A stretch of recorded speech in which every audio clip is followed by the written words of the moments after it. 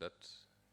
Jusqu'à hier, j'ai failli repousser encore, mais c'est le DAGE qui m'en a dissuadé, en me disant qu'il y a une forte attente du personnel par rapport à cette rencontre.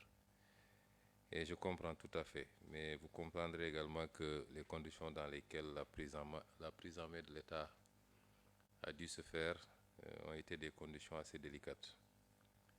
Donc, me féliciter de cette rencontre, m'en réjouir également. C'est une prise de contact, mais j'aurai à développer ultérieurement des rencontres sectorielles avec les différents services pour mieux indexer les problèmes qui sont propres à chaque service. Dorénavant, j'avais demandé à ce que chaque direction nous fasse un petit mémo sur la situation de son service et les problèmes rencontrés, mais surtout les propositions, s'il y en a, pour pouvoir essayer d'apporter des solutions. Ceci dit, je dis que cette rencontre est importante dans la perspective du rôle nouveau que nous voulons donner, la place nouvelle que nous voulons donner à cette institution qu'est la primature. Il est question ici d'une primature forte. Nous avons entendu beaucoup de spéculations de certains politiciens de très mauvaise foi sur la primature sous sa forme actuelle, qui se supplierait peut-être à la présidence de la République. C'est méconnaître un peu d'abord le cadre relationnel de l'attelage que nous avons mis en place, mais surtout l'importance et les attentes du président de la République sur la primature. Une primature forte, c'est une présidence de la République très forte. Une primature faible, c'est une présidence de la République extrêmement exposée et vulnérable. Dans un pays normal, la primature doit être très forte pour conduire au quotidien la politique de la nation définie par le président de la République et avoir sous sa responsabilité l'administration, qui est le bras d'exécution. Pour des raisons politiciennes simplement, cette primature a été malheureusement conduite à jouer, sinon les seconds rôles, en tout cas à passer presque après les ministères. Et ceci explique cela, tous les dysfonctionnements qu'on a notés et tous les blocages. Et je peux vous assurer, et je le remercie davantage d'ailleurs, que M. le Président de la République accorde une importance particulière au rôle primordial que devra jouer la primature maintenant et tout au long du mandat. C'est tellement important pour lui qu'il me rappelle tout le temps qu'il attend impatiemment le projet de décret portant organisation de la primature. Madame Diatta a tout à l'heure parlé de l'organisation de la primature, qui est l'organisation actuelle. Nous allons procéder à une profonde réorganisation de la primature pour la conformer un peu à ce nouveau statut, qui n'est pas nouveau textuellement, mais dans le contenu qu'on doit donner et dans la pratique, nous allons renouveler pas mal de choses. Et cette primature, qui doit jouer ce rôle extrêmement important, voire déterminant, doit fonctionner sur la base d'un certain nombre de principes. Nous avons trouvé tout le personnel ici. Je crois que depuis qu'on est là, pratiquement, on a maintenu intact l'effectif. Nous n'avons même pas essayé de savoir qui est venu quand et avec qui, sauf à quelques cas, comment dirais-je, quelques exceptions près, qui relèvent beaucoup plus de la confiance politique du Premier ministre, mais de manière générale, pour le personnel, nous avons maintenu tel quel. Nous ne nous préoccupons pas de savoir qui est venu avec qui a quelle conviction politique. Ce n'est pas ça notre souci. Nous avons essayé de choisir des collaborateurs sur la base strictement de la compétence. Mme Diatta l'a rappelé tantôt, j'ai mon cabinet constitué d'un certain nombre de conseillers techniques travaillant sous la direction de M. Ibrahim Gueye, le directeur de cabinet. Mais en commençant par lui-même, le directeur de cabinet, et peut-être 90% de ceux qui conçuent le cabinet, je ne les connaissais, je ne les ai jamais connus auparavant. Je les ai sélectionnés sur dossier et par rapport à un profil. Parce qu'il n'est pas question pour nous de procéder à une politisation qui ne réponde pas qui ne corresponde pas à un souci de compétence d'abord. Et il en ira de même pour tout le personnel. Ce qu'on attend par rapport aux tâches qui nous incombent et à la lourde mission qui nous attend, ce qu'on attend des agents, c'est de faire preuve de compétence. Chaque agent a son niveau, de faire preuve de compétence. Le chauffeur n'a qu'à être un chauffeur compétent. Le gestionnaire du courrier n'a qu'à être compétent dans ce qu'il fait. Ainsi de suite, ainsi de suite. Ce qu'on attend, c'est faire preuve de loyauté. Quelle que soit par ailleurs la trajectoire de l'agent, tant qu'il est en fonction ici à la primature, c'est de faire preuve de loyauté dans la gestion des affaires dont il aura à connaître. Loyauté vis-à-vis du Premier ministre, mais vis-à-vis de leur chef direct également. De faire preuve d'intégrité et de probité. C'est extrêmement important. On a parlé de Djoub Djoubal Djoubanti, ce n'est pas simplement un slogan. Nous serons très regardants sur ces questions. Je ne serai pas regardant sur les profils politiques ou sociaux des uns et des autres, ce n'est pas mon problème. Mais sur ces questions que je viens de soulever, nous serons très regardants et nous appliquerons la tolérance zéro. On a eu ici déjà un cas, relativement à des cas des soucis d'intégrité, et nous avons pris immédiatement la mesure de relever l'autorité concernée et nous continuons à examiner de très près ce cas. S'il faut aller au-delà et peut-être aller au niveau de la justice, nous irons. Nous serons intraitables sur ces questions.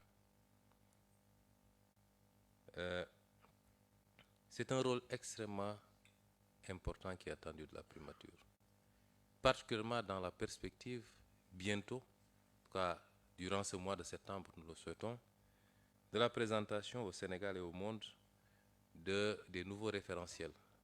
Je ne dis pas du nouveau, mais des nouveaux référentiels de politique publique, notamment la vision 2050, qui fait une projection sur un quart de siècle, la déclinaison décennale et la stratégie quinquennale.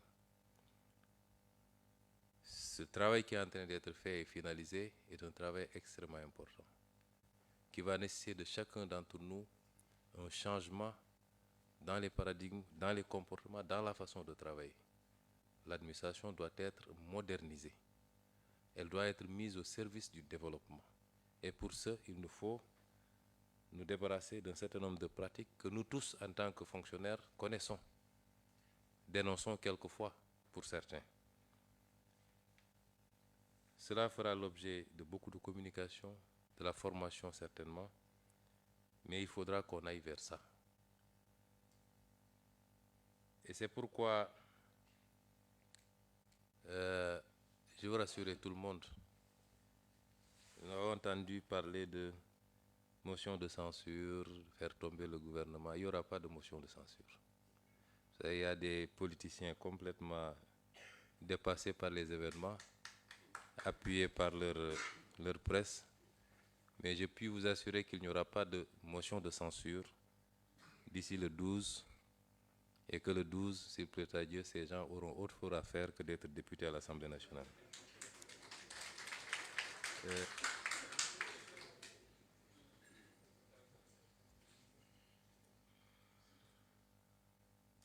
Et nous insisterons aussi sur un aspect extrêmement important pour nous, c'est la rationalisation. Nous avons pris pas mal de mesures depuis qu'on est là. Le fonctionnaire peut considérer que c'est des mesures qui sont dirigées contre lui, contre son confort au travail, ainsi de suite. Ce n'est pas le cas. Les pratiques que nous appelons de tous nos voeux sont des pratiques courantes, devenues même la norme dans des pays beaucoup plus nantis que nous.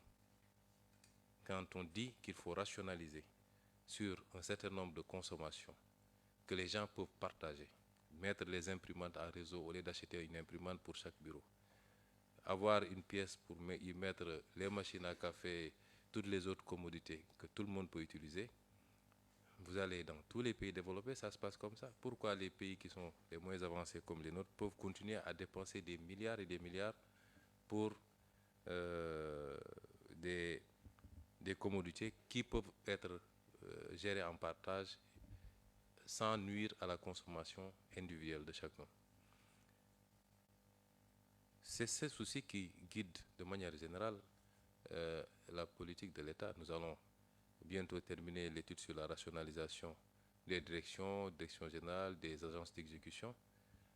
Nous allons aller vers ça. Et c'est ça qui a justifié d'ailleurs la proposition de dissoudre un certain nombre d'institutions dont la pertinence interroge. On fait de la politique dans tout, dans ce pays, mais le même objectif sera atteint dans tous les cas, parce que je puis vous donner la primeur que le président de la République, probablement aujourd'hui, va prendre des décrets pour remercier les présidents de ces institutions et bloquer le fonctionnement pour que aucun centime de crédit ne puisse désormais être dépensé dans le cadre de ces institutions.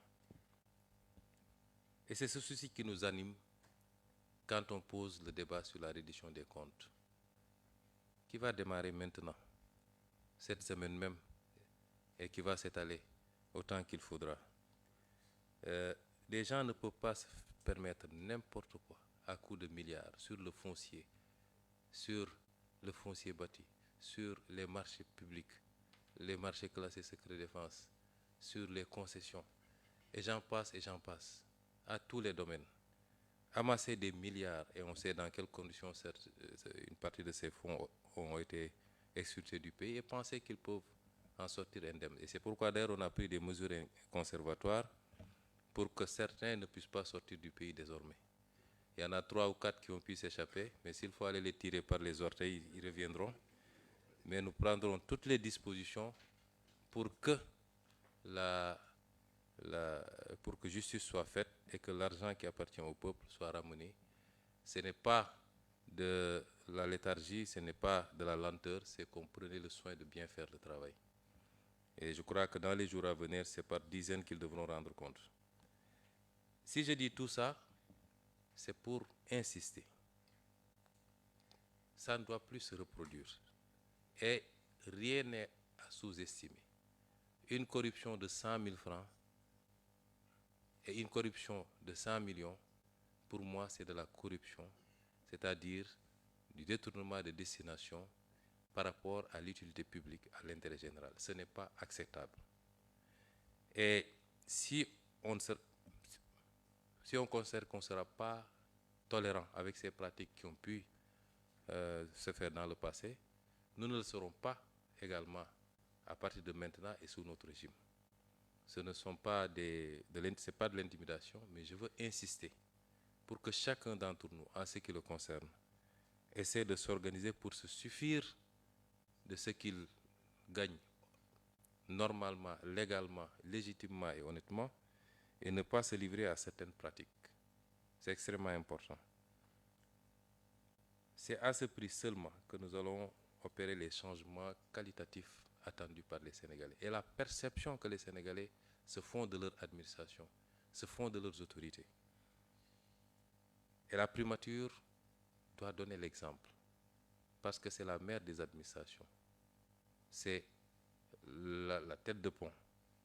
La primature doit être irréprochable sur ces questions. Et si je dis la primature, ce n'est pas le Premier ministre seulement. C'est chacun et chacune des agents ici présents.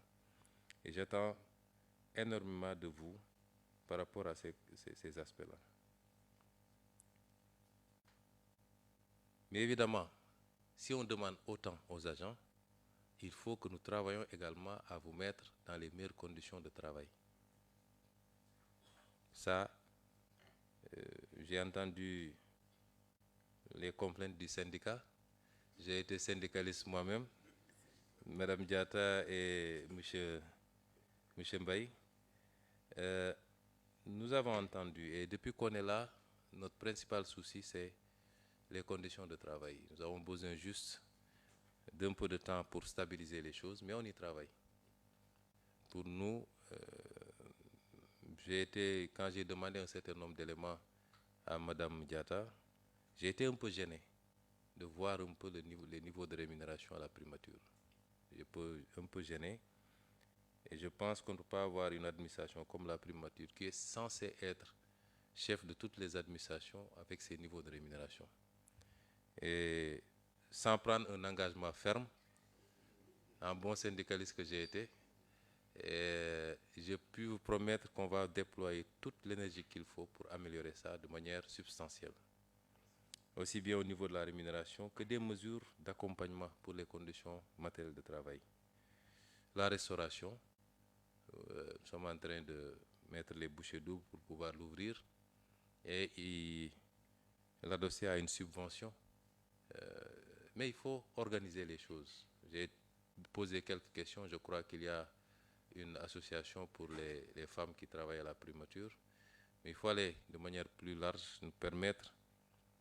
Quand j'étais aux impôts, on avait quand même le syndicat. Il ne faut pas en créer ici quand même. J'ai beaucoup fatigué mes directeurs là. Donc il y avait le syndicat, il y avait les amicales, mais il y avait surtout la mutuelle. Et les mutuelles sont extrêmement importantes. Et il faut en créer, surtout que l'État va mettre en place une politique mutuelle beaucoup plus agressive pour permettre d'englober tout le monde. Et c'est l'ensemble de ces synergies qui permettait de faire beaucoup de choses. Les évacuations sanitaires, la subvention du restaurant et beaucoup d'autres choses. Je pense qu'on peut s'en inspirer pour essayer d'organiser les choses ici au niveau de la primature et vous permettre à tous de pouvoir améliorer pour les prises en charge médicales, pour la restauration, pour beaucoup d'autres choses. En tout cas, nous sommes là pour accompagner. Le supplément, le DAGE m'en a parlé. Vous avez un très bon avocat qui vous met tout le temps la pression. Il y a certaines considérations sur lesquelles je ne vais pas trop entrer, puisqu'on est en public. Mais, indépendamment de ces considérations, il sait les mesures que j'ai immédiatement prises. Et je pense que ça pourra se régler. Je ne sais pas s'il y a eu une évolution avec le ministère des Finances. En tout cas, on avait pris un certain nombre de dispositions pour que ça se remette en place le plus rapidement possible. Et nous voulons aller beaucoup plus loin. J'ai parlé du restaurant. Avec le Conseil technique santé, on est en train de mettre en place une petite unité pour les soins d'urgence. Je crois que le local est là, l'équipement, on est en train d'équiper petit à petit. J'ai même demandé à ce qu'on installe une salle de sport, parce que je vais avoir des agents en pleine forme pour pouvoir être opérationnel. Et au-delà, peut-être, une vieille idée que j'ai beaucoup défendue quand j'étais aux impôts, peut-être voir comment mettre en place une petite crèche pour les dames, parce que souvent c'est très difficile quand on sort de la maternité de laisser son enfant à la maison. Mais si on l'a ici dans l'immeuble, qu'on peut mutualiser avec d'autres services qui se trouvent dans la zone, y compris la présidence de la République, peut-être que ça permet aux gens de travailler dans des conditions de sérénité. C'est vous dire en tout cas que nous avons les logements, quelqu'un en a parlé, on va voir l'état du dossier, s'il y a un dossier qui existait déjà. Et nous allons pousser pour que au moins l'accès au foncier puisse se faire. Et après, si la mutuelle existe, les gens pourraient voir quel montage faire de manière groupée avec les institutions financières pour aider les gens à construire. C'est autant de préoccupations que nous avons avec vous. Pour le transport également, on va voir le dossier. C'est vrai que c'est même beaucoup plus économe pour nous d'avoir un système de ramassage généralisé plutôt que de gérer les déplacements individuellement. Nous avons fait beaucoup de travail sur le parc automobile ces derniers temps avec le DAGE, le SGG, ainsi de suite. Des résultats ont été obtenus, puisque beaucoup de véhicules du parc avaient été emportés par des gens qui ne sont plus à la primature depuis longtemps, et même par des privés. On a pu en récupérer beaucoup, mais il nous faut travailler peut-être à des moyens de transport qui permettent de déplacer, de faire partir et revenir le maximum de personnes dans des conditions les plus optimales, et nous allons y travailler. Et je reste de manière générale ouvert à toutes vos suggestions, dont on examinera la faisabilité. Et tout ce qui sera faisable, soyez assurés que vous aurez notre soutien, parce que pour nous, un agent performant, c'est un agent apaisé dans son cadre de travail, dans ses conditions de vie et d'existence. Les deux vont de pair. Donc nous allons tout faire en tout cas pour accompagner tous les agents à se sentir mieux pour pouvoir mieux servir. C'est les quelques éléments que je voulais dire. Je n'ai pas lu de discours, je n'aime pas en lire. Pourquoi je fais trop de... à chaque sortie, on dit qu'il en a trop dit ou il n'en a pas dit assez. Mais je préfère dire les choses telles que je les ressens, dans un dialogue direct et franc. Et ce genre de rencontre, peut-être nous allons essayer de la reproduire peut-être une fois dans l'année, indépendamment des rencontres sectorielles, sauf si le personnel décide d'organiser des fêtes de temps en temps. Et je vous encourage à cela, des activités sportives, des randonnées, Quand c'est une famille, il faut rendre le cadre convivial et permettre aux gens de mieux se connaître. Je vous remercie de votre aimable attention et vous souhaite un bon appétit.